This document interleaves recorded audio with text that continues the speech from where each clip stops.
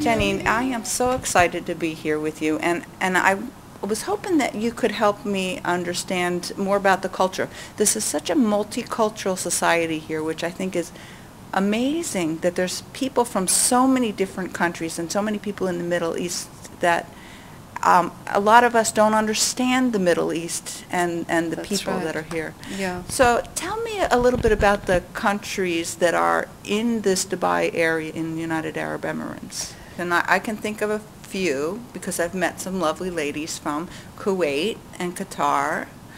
And Oman. Oman.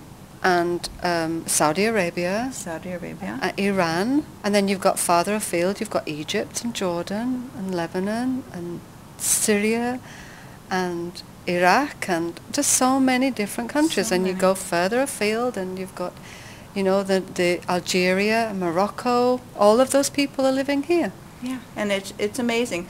The girl that met me at the airport, what she said to me was that there's so many people from different countries, and the philosophy, it almost seems like the philosophy of the city is you learn from me and I learn from you. And I think that's just wonderful that that's almost like that's what this place is meant to be. Yes, yeah, it's all about sharing, and yes,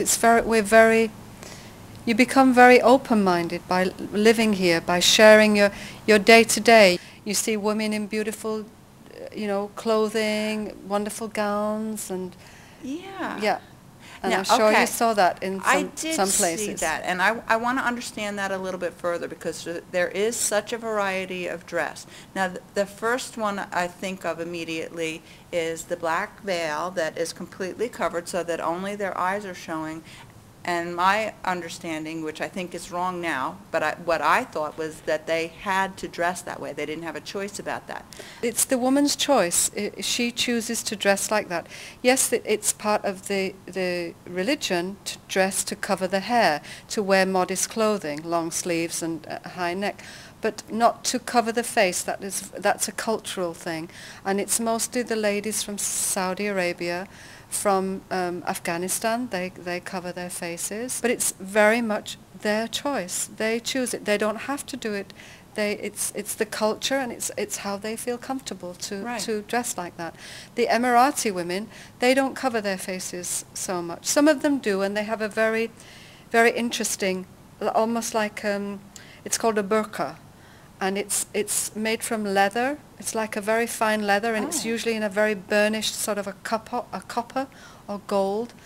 And I haven't seen that. And you tend to see it more down in Abu Dhabi than you do up in Dubai. The more modern, the younger Emirati women wear more modern. The headdress is called a shayla, and the long gown, sort of overcoat, is called an abaya, and they.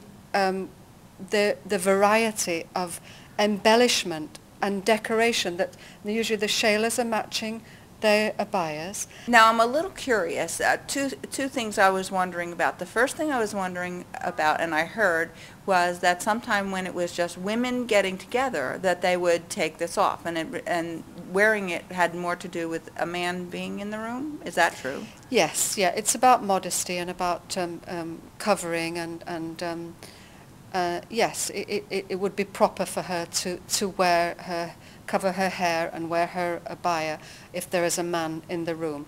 But definitely if it's a gathering of women only, then she will take that off. Right. And sometimes the clothing is just, what they wear underneath is absolutely stunning. Yeah. Stunning.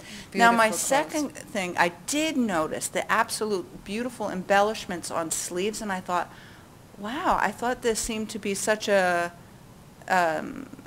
subdued culture that I was surprised about the embellishment. Is the embellishment a new thing in the last couple of years, or have they always worn it embellished like that?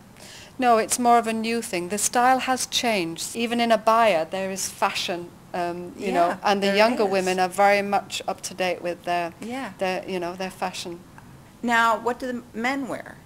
The men wear the very beautiful pure white dish dasher. It's called a dish dash. Yes, the long sort of robe of the man is a dish dash. And what? And the headdress is called a gutra. Gutra. Yeah, gutra.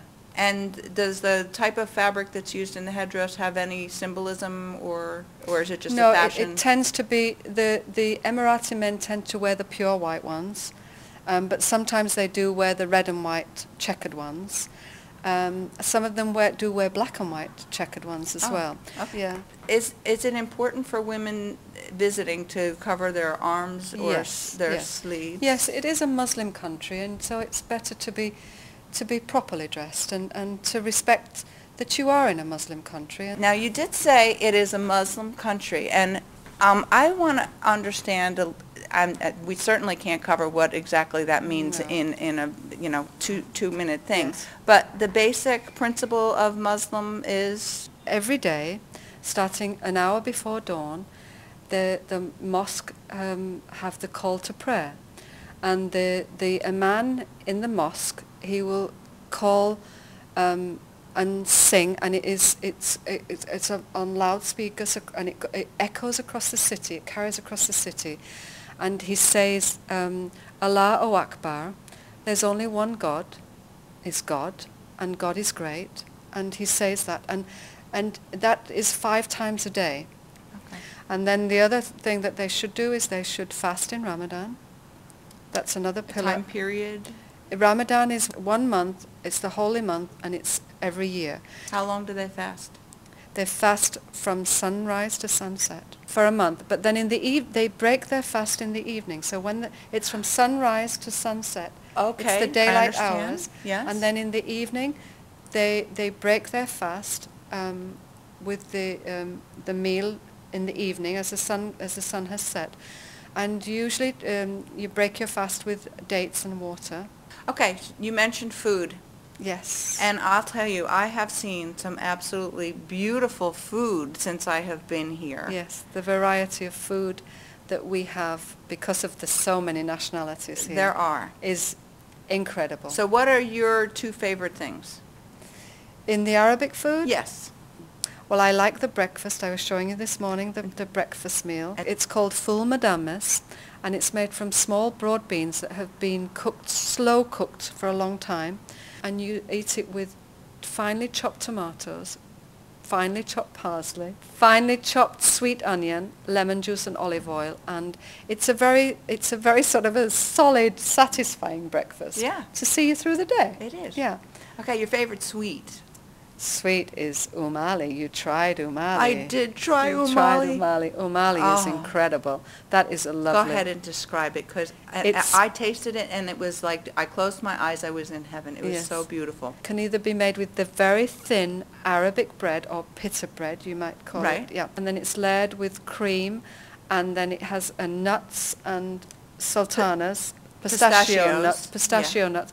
It Yeah. was Delicious. so good. good. Umali. Yes. So what do you think is the biggest misconception about the Middle East?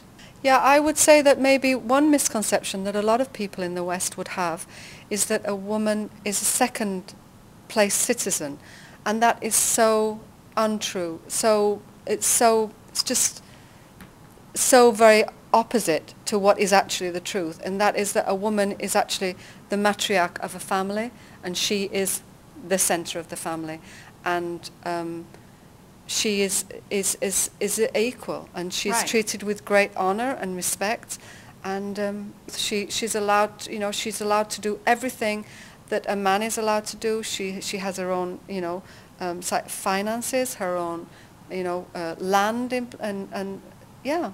businesses. Everything is the same as a man. Yeah.